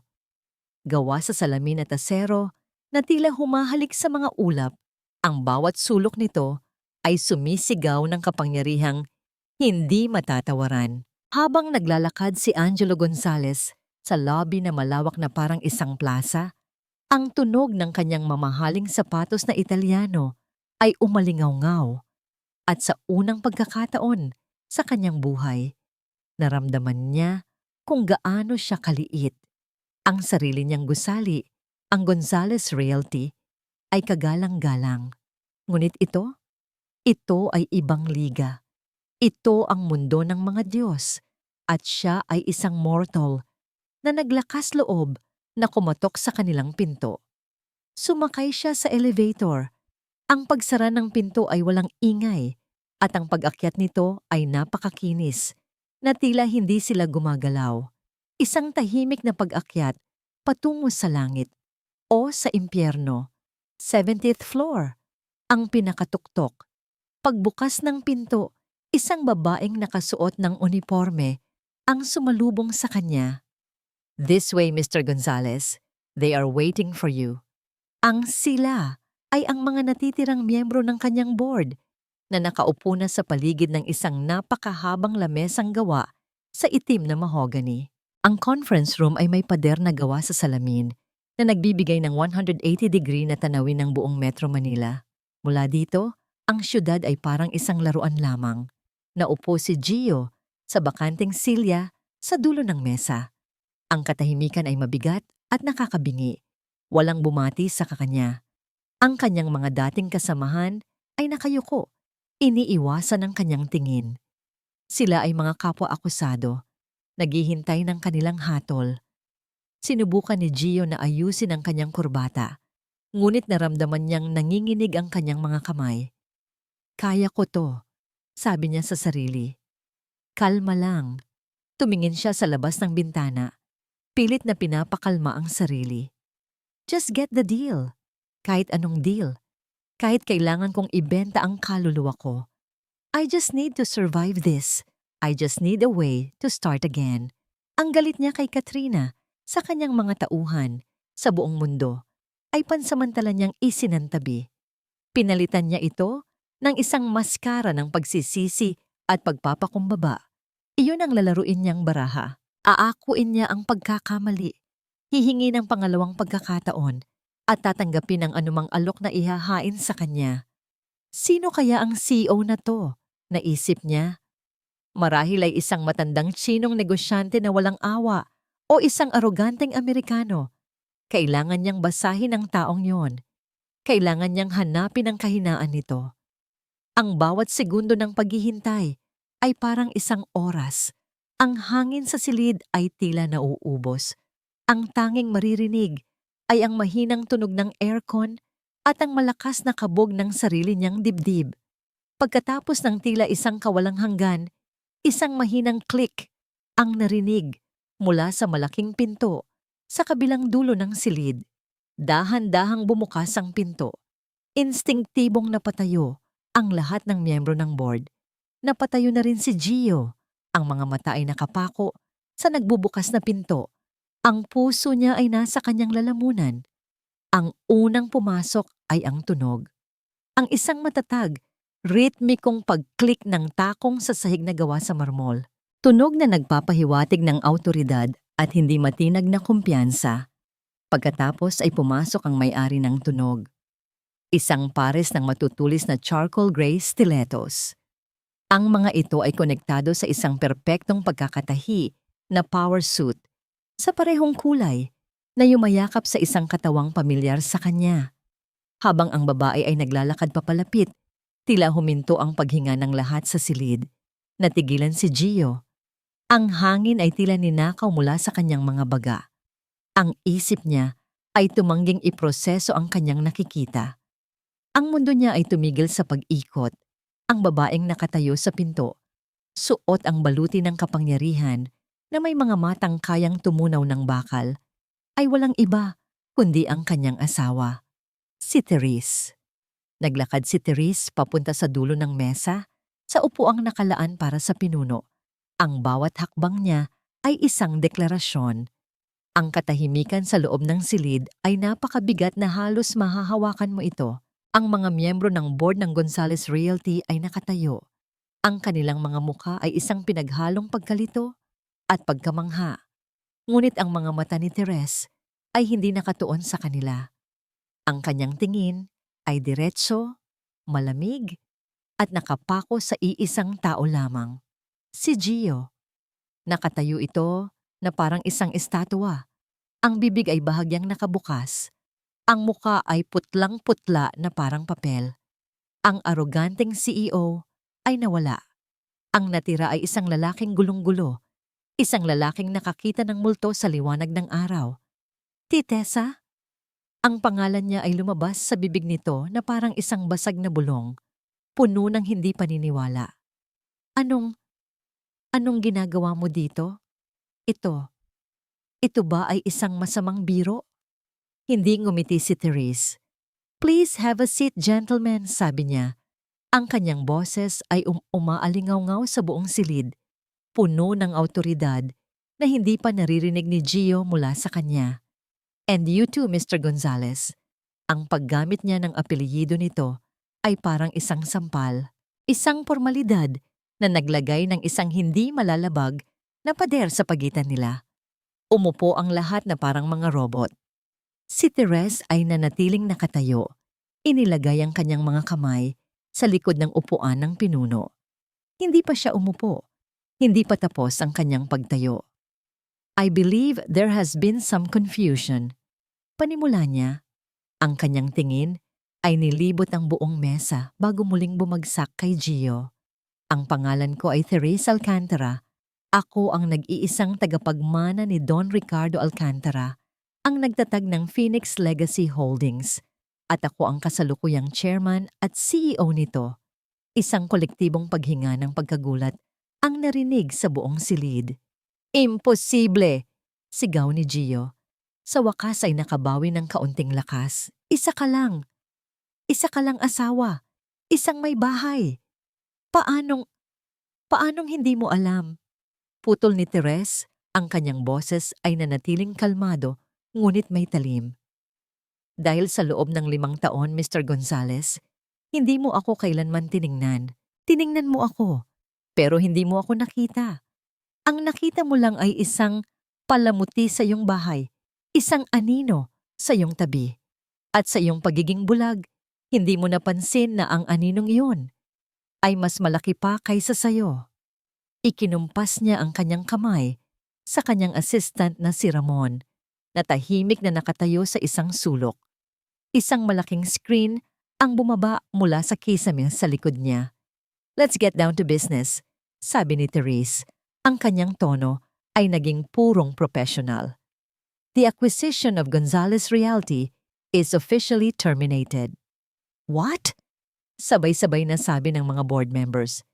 Instead, patuloy ni Therese, Phoenix Legacy Holdings will be executing a hostile takeover of all of Gonzales Realty's assets, effective immediately, as payment for the massive debts and fraudulent loans incurred under Mr. Gonzales's leadership. Sa screen, sunod-sunod na lumabas ang mga dokumento, ang mga bank statement, ang mga pekeng invoice, ang KS ledger. Lahat ng ito ay kasinungalingan. Sigaw ni Gio. Tumayo muli. Gawa-gawa lang yan. Sinisiraan niyo ako. Talaga ba? Tanong ni Therese. Sa isang senyas niya kay Ramon, isang audio file ang pinatugtog. Isang pamilyar na boses ng babae ang pumuno sa silid. Oh, ako ang kumuha ng ledger sa laptop ni Gio. Ibinigay ko sa tao ninyo kapalit ng pera at kalayaan. Pagod na ako sa mga pangako niya. Niloko niya ako. Niloko niya ang lahat. Ang boses ni Katrina Sandoval, isang recorded confession na nakuha bilang bahagi ng isang immunity deal na inalok sa kanya ni Ramon kapalit ng kanyang testimonya. Napatulala si Gio. Para siyang sinaksak ng paulit-ulit. Ang huling piraso ng kanyang mundo ay gumuho. Si Therese ay naglakad mula sa likod ng mesa, papalapit sa kanya. Bawat hakbang ay mabigat at may layunin. Huminto siya sa mismong tapat niya. Sa unang pagkakataon, tiningnan niya ito ng diretso sa mga mata at ang nakita niya doon ay hindi galit. Ang nakita niya doon ay isang bagay na mas masakit pa. Awa. You didn't just underestimate your wife, Mr. Gonzales, sabi niya. Ang boses niya ngayon ay isang bulong na silang dalawa lang ang nakakarinig. You underestimated the daughter of the man who built this empire. Ang lalaking nagtiwala sa'yo at ang tiwalang iyon ay sinira mo. Tessa, patawarin mo ako. Pakiusap ni Gio, ang kanyang boses ay basag. Ang luha ay nagsisimula ng mamuo sa kanyang mga mata. Please, gagawin ko ang lahat. Umiling si Therese. Huli na ang lahat, Angelo. At sa huling pagkakataon, ginamit niya ang kanyang unang pangalan. Isang huling paalam sa lalaking minsan niyang minahal. Lumayo siya at bumalik sa dulo ng mesa. Umupo siya sa upuan ng kapangyarihan. Ito ay perpektong akma sa kanya. Tumingin siya sa mga gwardiyang nakatayo sa may pinto. Dalhin niyo na ang basurang ito palabas. 2 unipormadong gwardiya ang lumapit kay Gio. Hinawakan nila ang magkabilang braso nito. Hindi niyo pwedeng gawin sa akin to. Bitiwan niyo ako. Tessa, Teres, pakiusap. Ang kanyang mga sigaw at pagpupumiglas ay walang saysay. Kinaladkad siya palabas ng silid, ang kanyang mga sigaw ay unti-unting humina hanggang sa tuluyan nang naglaho. Sa loob ng conference room, ang naiwan ay isang nakakabinging katahimikan. Lahat ng mga mata ay nakatuon kay Therese Alcantara. Ang babaeng akala nila ay isang anino. Ang babaeng namo ngayon ay reyna sa kanyang trono. Nang sa wakas ay umalis na ang mga natitirang miyembro ng board. Ang kanilang mga mukha ay puno ng takot at respeto. Naiwan si Therese na mag-isa sa malawak na conference room. Ang adrenaline na dumaloy sa kanyang mga ugat kanina ay unti-unti nang nawala. Ang naiwan ay isang malalim, nakakapagod na katahimikan. Hinubad niya ang kanyang sapatos. Ang mga paa niya, na hindi sanay sa matataas na takong, ay kumikirot. Naglakad siyang nakayapak sa malamig na sahig na marmol papunta sa bintanang salamin. Mula sa 70th floor, ang syudad ay isang kumikinang na dagat ng mga ilaw. Ang mga sasakyan sa ibaba ay parang mga langgam lamang. Napakaliit, napakalayo. Sumandal siya sa malamig na salamin, pinikit ang kanyang mga mata. Tapos na. Ang plano na binuo niya sa loob ng 2 taon, ang bigat na dinala niya sa kanyang dibdib, ang sakit na itinago niya sa likod ng bawat ngiti, lahat ay nagwakas na. Ma'am? Minulat niya ang kanyang mga mata. Nakatayo si Ramon sa may pinto, may dalang isang manipis na folder. Pasensya na po sa istorbo, sabi nito. Ayos lang Ramon, pumasok ka. Sagot ni Therese, ang boses ay pagod ngunit mahinahon. Lumapit si Ramon. Nasa police custody na po si Mr. Gonzales. Ang NBI na po ang bahala sa kanya. Pinoproseso na po nila ang kasong economic sabotage at estafa. Tumango si Therese. Good. And Miss Sandoval? Nakaalis na po ng bansa kaninang umaga. Gaya po ng napag-usapan. Nag-iwan po siya ng sworn statement bago umalis. Hindi na po natin siya muling makikita. Muli, tumangulang si Therese. Ang mga piyesa ng kanyang plano ay nalagay na sa kani-kanilang lugar. Lahat ay tapos na. Inabot ni Ramon ang folder na dala nito. Ano to? Tanong niya. Ang huling piraso po, ma'am, sabi ni Ramon. Annulment papers. Naka-file na po. Kailangan na lang ng pirma ninyo. Binuksan ni Therese ang folder. Sa loob, naroon ang mga legal na dokumento natatapos sa kanyang 5 taong kasal. Sa ilalim, may isang blangkong linya sa ibabaw ng kanyang pangalan. Therese Alcantara Gonzales. Kinuha ni Ramon ang isang pluma mula sa bulsa nito at iniabot sa kanya. Kinuha niya ito. Walang pag-aalinlangan. Walang pagsisisi. Gamit ang isang matatag na kamay, pinirmahan niya ang dokumento. At sa pagpirma niya, naramdaman niya ang pagtanggal ng huling tanikala na nag-uugnay sa kanya sa kanyang masakit na nakaraan. Biglang tumunog ang burner phone na nasa bulsa ni Ramon. Tiningnan niya ito. Unknown number, ma'am? Alam na ni Therese kung sino yon. Sagutin mo. I-loudspeaker mo. Sinunod ni Ramon ang utos. Ang boses na lumabas mula sa telepono ay basag, desperado, at halos hindi na makilala. Hello? Ramon? Pakiusap. Kailangan kong makausap si Tessa. Si Therese. Tumingin si Therese kay Ramon at tumango. Kinuha niya ang telepono. Angelo, sabi niya. Ang pangalan ay parang abo sa kanyang bibig. Therese, salamat sa Diyos. Pakiusap. Patawarin mo ako. Pagmamakaawa ni Gio. Alam kong nagkamali ako. Naging tanga ako. Nabulag ako. Pero mahal kita, Therese. Maniwala ka. Mahal pa rin kita. Pakiusap. Bawin mo ang kaso. Huwag mong hayaang mangyari to sa akin. Iligtas mo ako. Ang bawat salita ay isang patunay ng kanyang kahinaan. Walang pagsisisi, tanging takot. Walang pag-amin, tanging pag-iwas sa parusa. Bakit ko gagawin yon, Angelo? Kalmadong tanong ni Teres. Dahil asawa mo ako. Nagsumpaan tayo sa harap ng Diyos.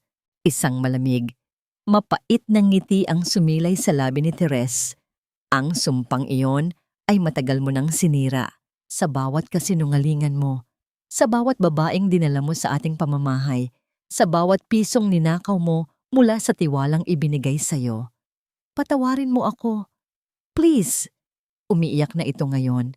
Isang tunog na nakakaawa, ngunit hindi na nakakatinag sa puso ni Teres. Ang kapatawaran ay para sa mga taong karapat-dapat, Angelo. Sabi ni Teres, ang kanyang boses ay pinal at hindi na mababali pa. At matagal mo nang isinuko ang karapatan mo dyan. Hindi na niya hinintay ang sagot nito. Pinatay niya ang tawag at iniabot ang telepono kay Ramon. Itapon mo na yan. Hindi na natin kailangan. Nang makaalis si Ramon, naiwan siyang muli na mag-isa. Naglakad siya papunta sa napakalaking mesa at umupo sa silya ng CEO. Ang kanyang silya. Sa ibabaw ng mesa, may isang maliit na nameplate na inihanda ni Ramon. Teres Alcantara. President and CEO, hinaplos niya ang mga nakaukit na letra. Walang Gonzales. Ang pangalan lang niya. Ang pangalan ng kanyang ama, ang kanyang pagkakakilanlan. Sa unang pagkakataon, sa loob ng napakatagal na panahon, isang tunay na ngiti ang sumilay sa kanyang mga labi. Hindi isang nangiti ng paghihiganti, kundi isang nangiti ng kalayaan. Ang abo ng kahapon ay tinangay na ng hangin. Sa wakas, 6 na buwan ang lumipas. Ang tag-ulan ay nagbigay daan sa isang panibagong tag-araw at kasabay nito, isang bagong kabanata ang nagsimula para sa imperyong binuo ni Don Ricardo Alcantara. Sa loob ng isang bagong disenyong boardroom kung saan ang dating madilim na mahogany ay napalitan na ng maliwanag na kahoy at salamin. Pinangunahan ni Teres Alcantara ang isang pulungaw. Ang kanyang boses ay kalmado, ngunit puno ng kumpiyansa. Bawat salita ay may bigat at karunungan. Ang mga natirang asset mula sa dating Gonzales Realty ay matagumpay niyang isinama sa ilalim ng isang bagong dibisyon, ang Alcantara Gonzales Community Development Group, isang non-profit na sangay ng kumpanya na nakatuon sa pagtatayo ng mga abot-kayang pabahay. Ang isang simbolo ng kasakiman ay ginawa niyang isang instrumento ng pag-asa. That concludes our presentation for the housing project in Cavite. Sabi niya sa mga bagong miyembro ng board, mga taong pinili niya base sa integridad at hindi sa koneksyon. I expect the final blueprints on my desk by Friday. Thank you everyone.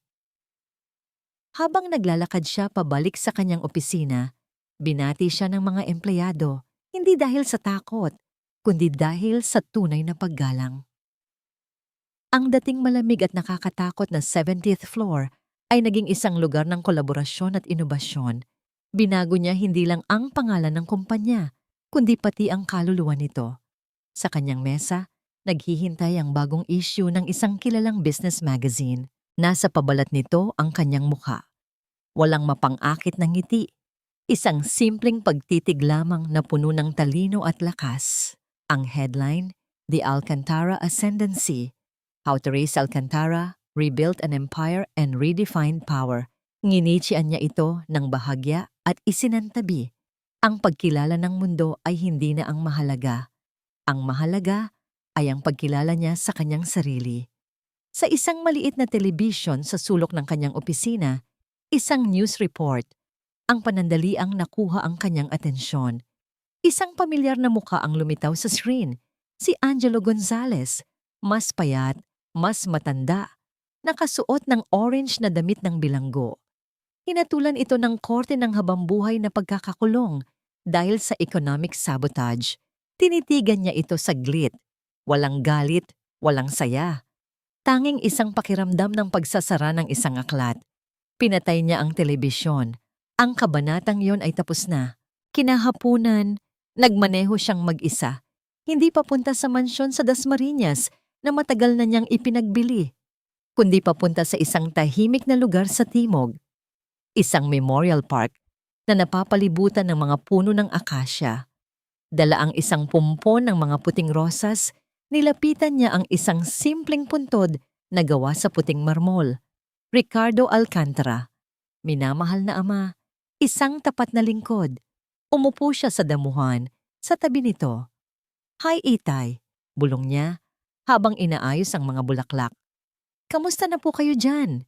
Isang malakas na hangin ang umihip, na tila isang sagot. "Marami na pong nangyari," patuloy niya. Isang ngiti ang nasa kanyang mga labi. "Ang Phoenix po, mas matatag na ngayon. Mas malinis, mas may puso. Sana po proud kayo." Tumingin siya sa malayo, sa papalubog na araw.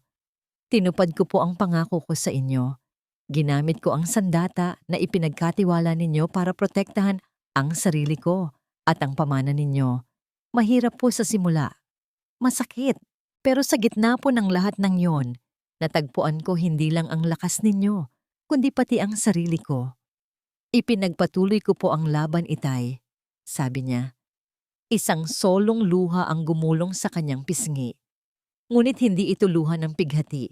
Ito ay luha ng pasasalamat. At sa wakas, malaya na ako. Nanatili siya roon hanggang sa ang langit ay maging kulay kahel. Nang tumayo siya para umalis, naramdaman niya ang isang kakaibang gaan. Ang bigat na matagal niyang pinasan ay tuluyan nang nawala. Sumakay siya sa kanyang sasakyan. Hindi na ito ang lumang sedan na ginagamit ng asawang palamuti. Isa itong modernong electric car, tahimik at mabilis. Binuksan niya ang lahat ng bintana at nagmaneho sa kahabaan ng highway na nasa gilid ng dagat. Ang maalat na hangin ay humampas sa kanyang mukha. Ginulo ang kanyang buhok na ngayon ay maikli na. Walang partikular na destinasyon. Ang mahalaga ay ang paglalakbay.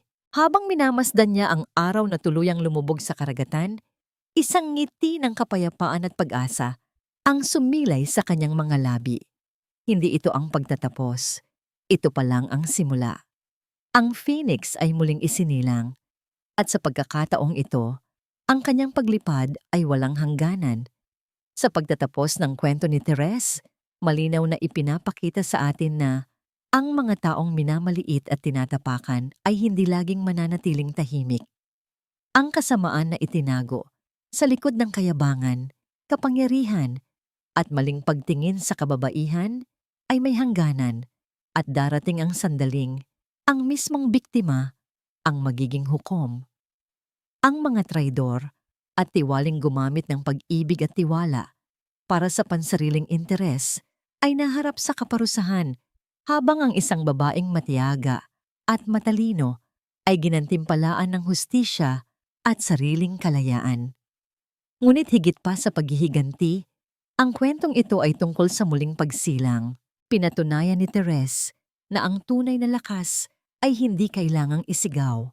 Minsan, ito'y tahimik na hinuhubog sa mga taon ng pagtitiis, pagkatuto, at tamang oras ng pagkilos. Ang Phoenix Legacy ay hindi lamang simbolo ng kapangyarihan, kundi ng isang babaeng muling isinilang mula sa abo ng paghamak. Ngayon, mga minamahal naming tagapakinig, nais naming itanong sa inyo, kung kayo ay patuloy na minamaliit, pipiliin ba ninyong manahimik o maghanda para sa sariling pagbawi? Naniniwala ba kayo na ang hustisya ay maaaring likhain ng sariling talino at tiyaga? Kumusta po kayo ngayon? Sana'y matatag ang inyong loob at malinaw ang inyong direksyon. Maraming salamat sa patuloy ninyong pagsuporta at pakikinig.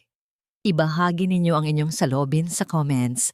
Narito kami, tunay na nagmamalasakit at handang makinig sa inyong mga kwento.